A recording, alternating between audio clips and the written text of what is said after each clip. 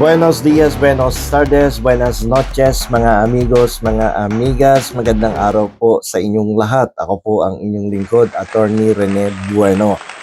Ngayong episode na to ipagpatuloy po natin yung ating pong naging kwentuhan nung nakaraang episode na may titulong Stateless. Ito po yung tungkol kay Erwin Tulfo sa issue on citizenship. Sapagkat doon sa nakaraang episode ay napagkwentuhan natin yung revocation of the US passport of Congressman Tulfo. Na kung saan sinabi natin, the revocation of the US passport does not include the revocation of the US citizenship. Nabanggit din natin pahapyaw yung issue ng allegiance na kung saan sinabi natin ang allegiance ay dapat sa iisang bansa lamang. Yan po ay pagpapatunay ng loyalty mo sa isang bansa. Hindi pwedeng dalawang bansa kasi mamaya magkaroon ng giyera ay sino kakampihan mo?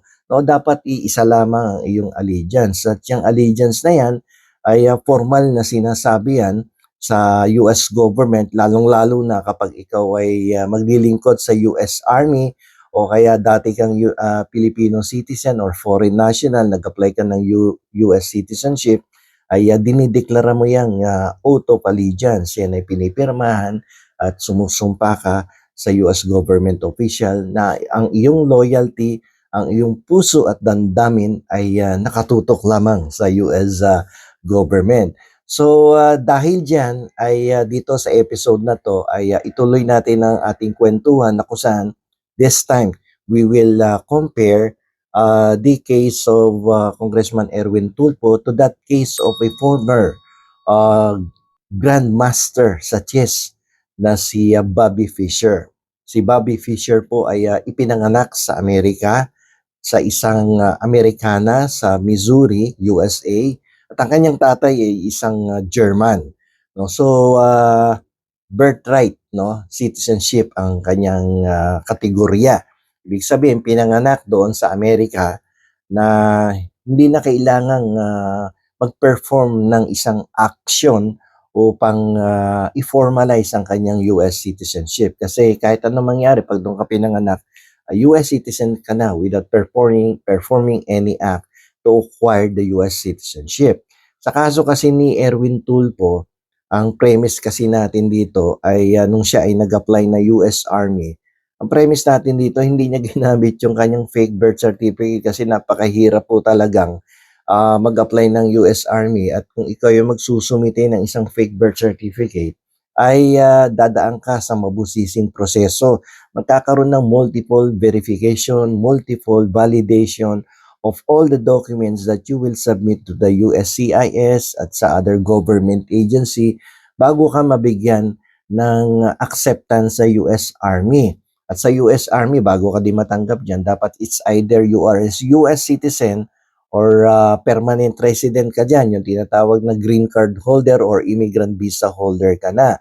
Otherwise, hindi ka tatanggapin dyan bilang miyembro ng US Army. So, sa kaso ni Erwin Tulfo, naniniwala tayo na ang kanyang pagiging US citizen ay hindi ginamit yung kanyang birthright citizenship. Yung tinatawag na birthright, yun nga sinabi ko kanina, hindi mo na kailangan mag-perform ng any action kasi doon ka pinanganak sa Amerika. And on the basis of that principle na you solely ay US citizen ka without performing any act, no, to perfect your citizenship. So, naniniwala tayo na ang naging basihan niya para maging US citizen siguro ay yung either nagpakasal yan sa isang kana o kaya ay legal permanent resident yan o yung green card holder o nakakuha siya ng immigrant visa sa Amerika. Kasi napaka higpit po ng USCIS, ng US Government Department of State para mabigyan ka ng passport, ng US passport at maging citizen ka dyan. Dadaan ka sa multiple verification, multiple validation of all the documents that you have submitted to the US government. So ang premise natin dito ay naging permanent resident yan, nakukuha ng green card para matanggap siya doon sa US Army. At hindi ako naniniwala na ginamit niya yung kanyang birth certificate na peke as per his admission. At makakasuhan ka doon, definitely. May mga both civil and criminal liability yan kasi. So on that premise, magkakaroon talaga ng denaturalization process. Makikialam ang US Department of State, USCIS, at magre-recommend yan ng institution of a legal action for Tulfo to be stripped of his US citizenship. It's a very, very long process. It will take years bago ma-denaturalize ang isang tao. Hindi yan pwedeng sabihin mo, ay, ni-renounce ko na yung citizenship ko sa Amerika. Okay na ba yon? Hindi pa pwede yon. Maraming proseso kang dapat susundin at may susundin kang legal procedure sa pag-renounce ng US citizenship. Ngayon dito ay ikikwento ko sa inyo yung nangyari kay dating world champion na si Bobby Fischer. Medyo yung mga millennials at Gen Z hindi na to naabutan. Yung mga baby boomer ang nakakaalam nito. Yung mga kasing idaran ko at yung medyo bata-bata sa akin ng konti. Si Bobby Fischer ay isang US citizen. Pinanganak yan sa Missouri at ang nanay niya ay isang US citizen pero ang tatay niya isang German. So based on the principle of jus soli na kung pinanganak ka sa lupain ng Amerika, automatic yan, no? US citizen ka. So dito sa kaso ni Bobby Fischer, wala ngang dinayang birth certificate dito. Naging US citizen siya based on the principle of jus soli dahil ang nanay niya, ang tatay niya kahit German yan, doon siya pinanganak sa Amerika, American citizen siya. Okay, so si Bobby Fischer ay na-revoke ang kanyang passport, no? At nag-apply siya for renunciation ng kanyang US citizenship. Katulad din ng ginawa ni Erwin Tulfo. 'Di ba? Si Erwin Tulfo ay na-revoke ang kanyang US passport by the US Department of State. Si Bobby Fischer, na isang grandmaster sa Amerika, ay ni-revoke din ang kanyang US passport. Citizen niya na, ni-revoke. Pero nung siya po ay nag-file ng isang liham sa US Department of State na kanyang nire-renounce na ang kanyang citizenship ay hindi ito na-aksyonan ng Amerika or hindi ito inaksyonan ng US government at hanggang siya ay tumanda ay he remains to be a US citizen. Dito naman sa kaso ni Erwin Tulfo, no, nag-renounce daw si Erwin Tulfo ng kanyang US citizenship. So, ang tanong natin dito, meron bang ebidensya or dokumentong naipakita ang ating butihing congressman ng approval or grant of the renunciation of his US citizenship? So, ikikwento ko lang ng konti itong si Bobby Fischer na isang undefeated, no, world champion pagdating sa larangan ng chess, no. Kasi nung ako'y kabataan ko, nung high school ako'y nagsasasali din sa chess tournament noon eh. Ang sponsor pa namin nung araw ay Pepsi Cola. Kasikatan ng Pepsi Cola during that time, nung high school ako. So kilalang kilala ko to si Bobby Fischer na isang undefeated world champion sa chess. At ang mga kalaban niya sina Boris Spassky, si Anatoly Karpov, no, at si Kasparov, mga Yugoslavian ang matitinik pagdating sa chess nung araw. So itong si Bobby Fischer ay ni-revoke ang kanyang passport ng Amerika. On what ground?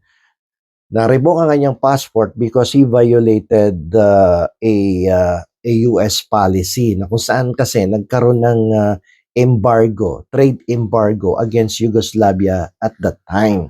Now, pag sinabi mong trade embargo, nagkakaroon ng restrictions, prohibited ang mga US citizen to enter into any commercial dealings with that country.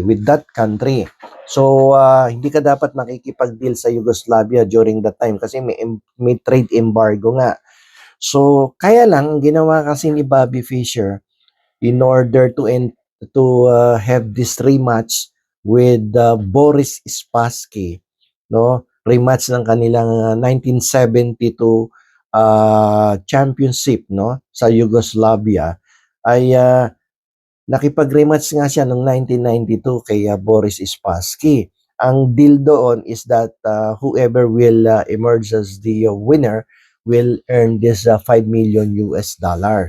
So despite the fact na merong polisiya ang Amerika ng trade embargo against Yugoslavia, itong si Bobby Fischer, medyo may katigasan ng ulo, nag-enter into a contract with organizers of this chess tournament, no, na kung saan naglaban muli sila ni Boris Spassky. Nanalo siya, kaya lamang nagalit siyempre ang Amerika, ang US government. So fast forward tayo, dumating doon sa point na ni-revoke ang kanyang US passport. So ang ginawa ni Bobby Fischer, nagpunta to sa Japan at nag-attempt siya na pumunta ng Pilipinas, no? After siyang mag-land sa Japan, nag-attempt siya na pumunta sa Pilipinas. Considering the fact na revoke yung kanyang passport, siya po ay naaresto sa Narita International Airport at siya nga ay na-detain dahil siya po ay nagkaroon kasi ng warrant of arrest, no, sa kanya ang US government dahil sa kanyang violation of the US policy regarding trade embargo against Yugoslavia. So nakulong to si Bobby Fischer. So nauna yung warrant of arrest kasi nagkaroon ng violation sa US policy on trade embargo. Pagkatapos pumunta siya sa Japan, nung ginamit niya yung passport na nirevoke na pala ng US government, inaresto siya. At sa pagkaka-aresto sa kanya, ang sabi niya, sige, ayoko nang maging Amerikano, sabi ni Bobby Fischer. So sumulat siya sa US Embassy doon sa Japan habang siya ay nakakulong. At sinabi niya, nire-renounce ko na ang aking pagiging US citizen. Ayoko na maging US citizen, no? Hindi niyo ako tinatrato ng maganda. No, sumali nga lang daw siya sa chess tournament, nagkaroon ng rematch, tapos gano'n ang trato sa kanya. Hindi niya naintindihan na mayroong polisiya na nagkaroon ng trade embargo against Yugoslavia. So despite the fact na sumulat siya sa Amerika, no, sa US government, renouncing his US citizenship, hindi to ginrant ng Amerika. Tapos pangalawang ginawa niya, nagkaroon siya ng press conference, no, doon sa Japan. At sinasabi niya, expressly sabi niya, I am renouncing now my US citizenship. Pero itong pagkaka-renounce na niya ng US citizenship ay dapat palang dumaan sa legal procedure. Kasi may tamang proseso sa renunciation of US citizenship. You need to fill up a form, a government US Department of State form o USCIS form na kung saan nire-renounce mo yung iyong citizenship. And it must be signed and done in front of authorized government officials, yung mga consular officers sa US Embassy. Kung kasi nasa Japan siya, so ay required si Bobby Fischer at that time na pumunta sa US Embassy at fill upan yung form, pirmahan niya sa harapan ng mga US government officials. At hindi doon natatapos yan. Yung pagpirma niya ng mga US government forms na nire-renounce niya ang US citizen is subject to the approval of the US government. Dapat ma-grant yun formally and officially para talagang mawala na sa kanya yung kanyang US citizenship. Ito yung isang bagay na hindi nagawa ni Bobby Fischer. So, although there was a formal renunciation, no? Dahil sumulat at nagkaroon pa ng press conference. But the fact is, nagkaroon ng hindi kumpletong pagsunod sa proseso si Bobby Fischer. No, hindi niya ginawa yung lahat ng pinag-uutos ayon sa mga legal procedure, ayon sa legal process na itinatakda ng US government. So, hindi na-renounce ang US citizenship niya, although na-revoke ang kanyang passport. So, dito, sa kaso na to, ay mapagpapatibay yung ating kwentuhan doon sa episode na stateless ang titulo, na kung saan the revocation of the passport of the US passport does not include the revocation of the US citizenship. There must be some legal processes, and you are required to follow the legal procedures, no, and there must be a grant, a formal grant of your request for renunciation of your US citizenship para totally talaga na hindi ka na US citizen ng Amerika, no? Hindi ka na US citizen. So, nakamatayan to ni Bobby Fischer without the US government acting on his request for the renunciation of his US citizenship. Ngayon, balik tayo doon sa sitwasyon ni Congressman Erwin Tulfo kasi sinabi niya na renounce niya na, no, ang kanyang US citizenship sometime in 2021 or 2020. At in fact, nasumite niya yung kanyang passport at na-revoke na ng US government. Pero ang tanong lang natin, meron ba talagang formal acceptance and formal grant or official approval of his application for renunciation of his US citizenship? Yun lang naman ang ating tanong. Meron bang ebidensya si Congressman Erwin Tulfo na ang kanya pong renunciation of US citizenship ay officially na-declare na okay, hindi ka na US citizen, Mr. Tulfo, or nakalagay yata sa kanyang passport doon is Erich Sylvester Tulfo, whatever, pero the same person yan, no? Ang pinag-uusapan si Congressman Erwin Tulfo, meron bang official grant ang US government upang tanggalan na siya ng kanyang citizenship sa Amerika.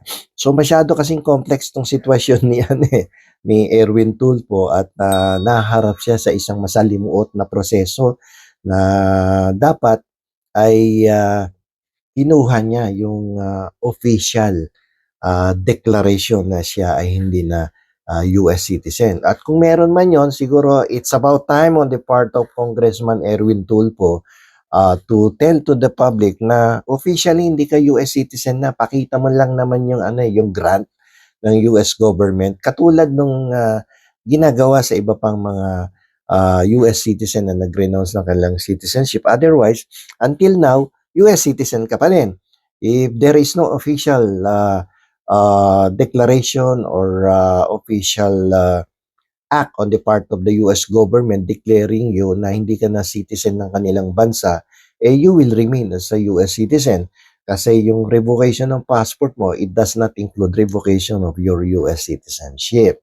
So para siguro maliwanagan ng ating taong bayan, no? Tatakbo ka pa naman na senador sa susunod na election sa Mayo, at upang maliwanagan ng ating taong bayan at maiwasan mo yung problema.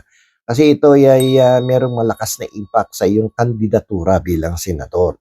So, mas maganda na ipaliwanag mo at madali lang naman yan. Sinabi mo naman na ni-renounce mo yung US citizenship. So, ipakita mo lang yung papel. Yung official document, no, that you were granted of your request regarding your desire to renounce your US citizenship. So, maliwanag po ba? So, ito po ay diniscuss natin dahil may request, no, na isang subscriber na talakayin daw natin itong kaso ni Bobby Fischer. Pero medyo tinama natin ng konti yung kaso ni Bobby Fischer, no, na tungkol do sa revocation ng kanyang citizenship at ng passport na hindi naman inaksyonan ng US government talaga. So, walang revocation of citizenship kay Bobby Fischer na dating US chess grandmaster. So, kung meron po kayong suggestion, kung gusto niyo pang talakayin further itong issue on citizenship, nagawin nating ehemplo tong kay Congressman Erwin Tulfo, ay pwede po kayo mag-request o kaya i-type nyo dyan na further explanation or more topic like this about the citizenship revocation and then revocation of passport.